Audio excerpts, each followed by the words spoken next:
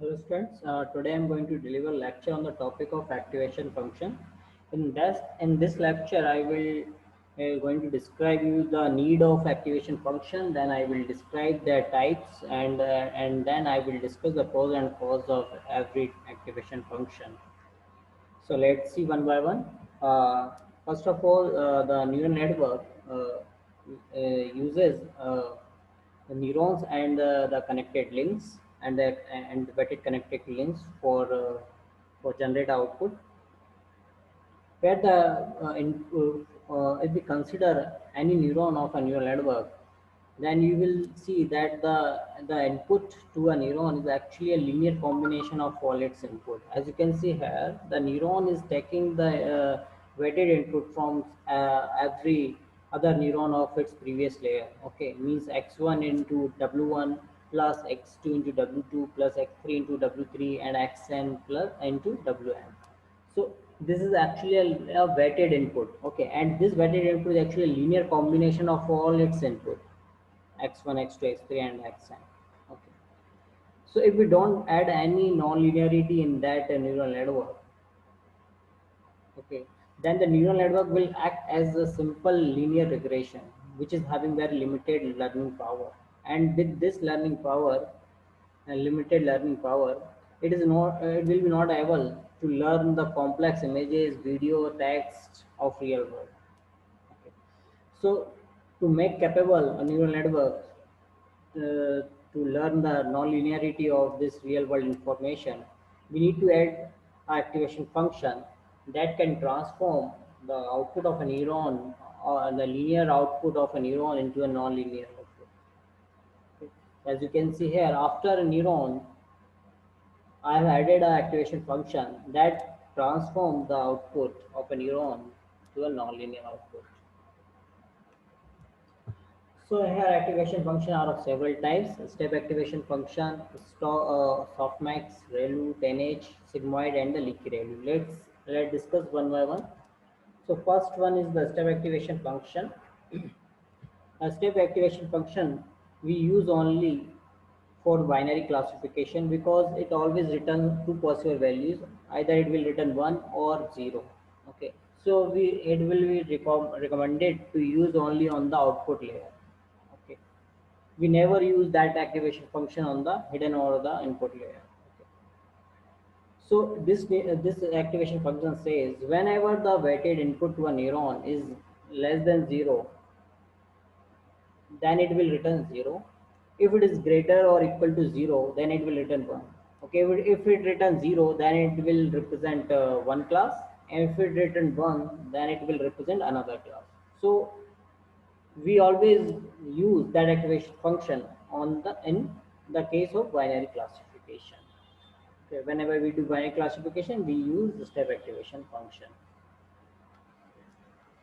If you look at the derivative,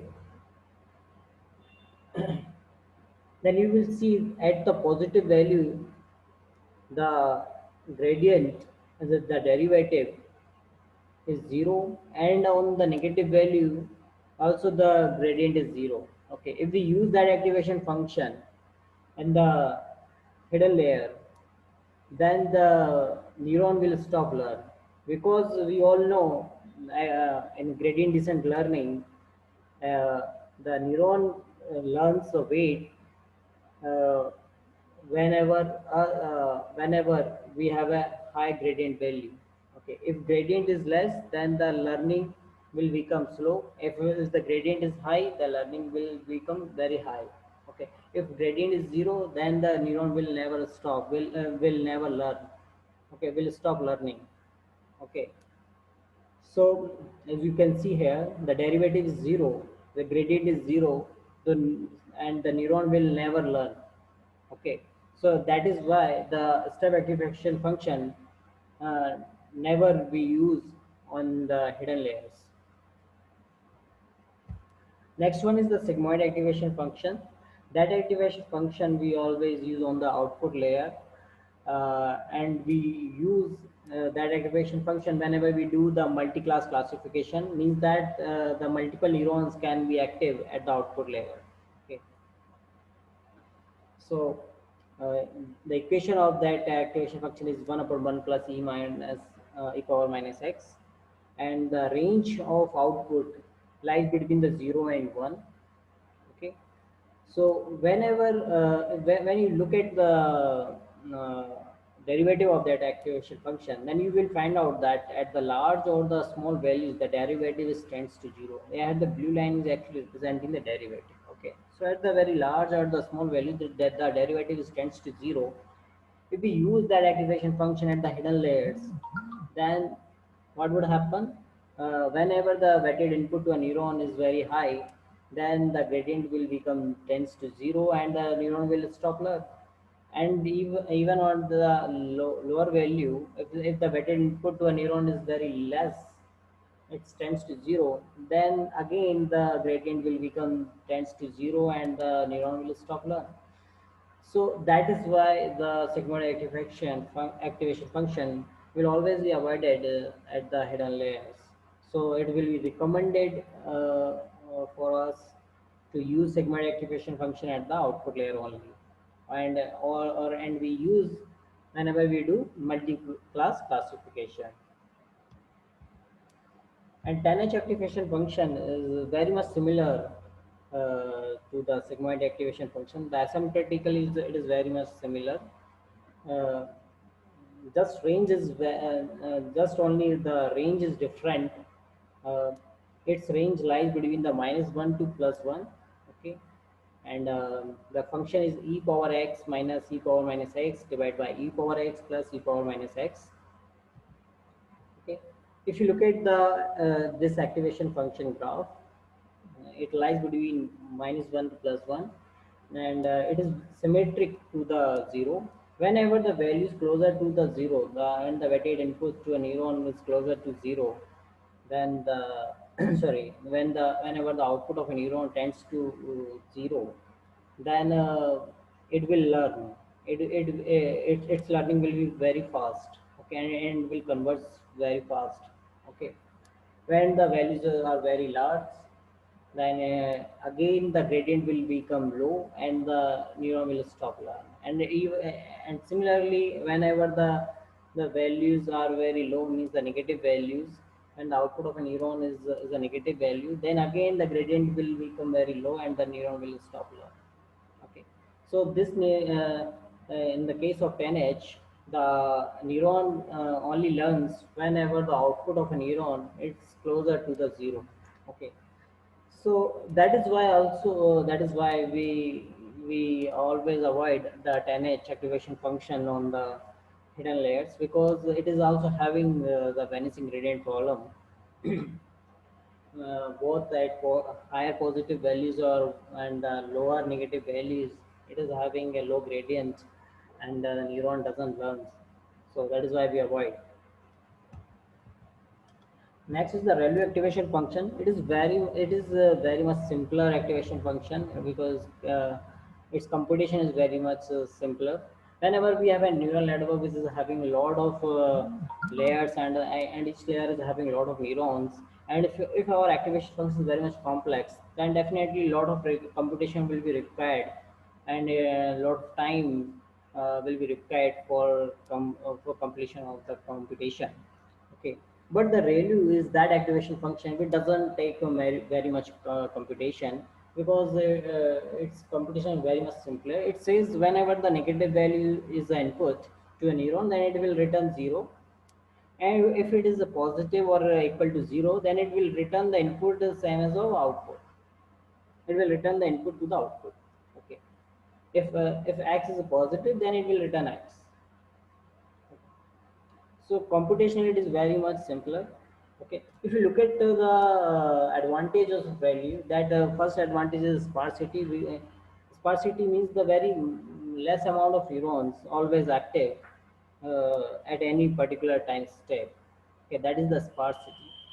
Okay, because many of the neurons which is having negative values will become silent. Okay, next advantage is the fewer vanishing gradient. If you look at the graph of the ReLU activation function and the derivative, then you will see that at the positive value we will obtain the constant derivative.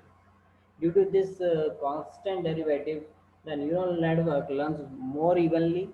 Okay, and and the values were maybe very large or small positive, even on the small and the large positive values it learns with a constant derivative. Okay, with a constant gradient. But although it is also having some drawback that at the negative value it doesn't learn, because the if you look at the derivative at the negative values, then you will find out that the gradient is zero, and gradient is zero then means that the neuron will stop learn. Okay, so it is also having a problem of vanishing gradient only at the negative values. But at all positive values it learns with a constant derivative. Okay, that is why we use the ReLU activation function on the internal layers. And the drawback of vanishing gradient problem on the negative values, which comes in the ReLU equation function, can be removed by the help of leaky ReLU. The leaky ReLU says even on the negative values, it will return a very small value. Okay. So whenever x is less than 0, then it will return ax, where a is a very small constant. Okay. So if you look at the derivative of that leaky value, then you will find out that at the both positive and the negative values, you will obtain a constant derivative. And due to this constant derivative, the neuron will always learn, will never stop learn, and learn more evenly. Okay, so it is always be recommended to use leaky value only on the hidden layers. Okay, next one is the softmax activation function. We use that activation function only on the output layers, and we use only in the case of the single class classification. Means that only one class can be active at a time. Okay, so it always return corresponding to a neuron, it returns a probability. Okay, if we add the probabilities of all output layer neurons, then it will equal to 1. Okay, as you can see here, the weighted input of all neurons is 1.2, zero point 0.9, and zero point 0.4, and it will be transformed to a probability value 0.46, 0.34, and 0.20. If you will add all these values 0.46, 0.34, and the 20, then it will equal to 1. So here this is the equation for the softmax activation function. What it does, first it will calculate the exponential of every the weighted input of every neuron, okay, and then it takes the summation of all the exponential of every neuron, means the exponential 1.2 plus exponential zero point 0.9 plus exponential of zero point 0.4. Then it will divide with the exponential of every weighted input, means it will divide the summation with the exponential 1.2, and that will be equal to the 0.46. Then it will divide the summation, whole summation, by the exponential, divide the exponential zero point 0.4 by the whole summation, then it will be equal to 0.34. And then it will divide the exponential of zero point 0.9 with the whole summation, then it will be equal to 0.20. So this is how the softmax activation function works. That's all for the today's session. Thank you.